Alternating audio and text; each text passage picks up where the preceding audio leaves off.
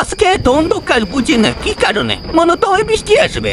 দোকান থেকে আসার সময় লাইট টানা ছিল, বৃষ্টি হবে মনে হয়। আরে বাবা, না বলতে বলতে বৃষ্টি চলে এসেছে। তাড়াতাড়ি যাই বাসায়, না হয় আরো বৃষ্টি বাড়িয়ে যাবে।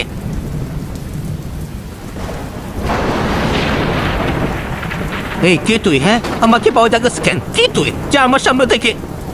এই মূর্খ মানব, আজকে অনেক দিন ধরে মানুষ খায় না, আজকে তো খাবো তোকে। হা হা। এই সামনে আসবি না, দূর হ দূর হ। এই সামনে আসবি না, দূর হ। কে তুই? হ্যাঁ, আমার সামনে আসিস কেন? আমার গায়ে হাত দিলে তোকে কিন্তু মেরে ফেলবো। এই সামনে আসবি না, এই সামনে আসবি না, সামনে আসবি না। এই গায়ে হাত দিবি না, গায়ে দিবি না। দেখো সুলু মিয়া, এবার তো ফসল আমাদের এদিকে অনেক ভালো হয়েছে, কি বলো? হ্যাঁ দেখি তাতে নিয়ে সবার টানে ভালো হয়েছে, আমাদের ধানগুলো শুধু খারাপ হয়েছে। আর এটা আমাদের রুমও না, এখানে দেখি পড়ে আছে। চলো তো গিয়ে দেখি। এই রুমো বাবা, উত্তর কি হয়েছে? এই দেখো জলস মিয়া, মুখো কি দাঁত। চলো তাহলে তাকে বাসায় নিয়ে যাই, তাড়াতাড়ি করো।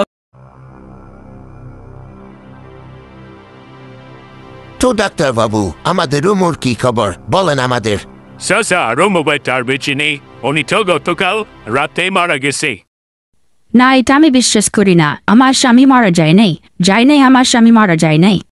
আর তোমরা শুনছো সবাই, আমাদের রুমু নাকি মারা গেছে। হ্যাঁ, রুমু কালকে রাতে মারা গেছি।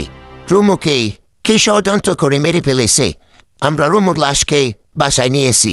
কিন্তু রমুকে কে মারতে পারে? রমুর সাথে তো কারোর সাথে বেজালেই নেই। কালকে তো রমু ভাই আমার দোকান থেকেই গেছে, রাত 12টার বলে উনি বলে আর থাকবে না, তো চলে গেছে। কিন্তু কে মারতে পারে সবাই খবরটা নিয়ে জানাবেন।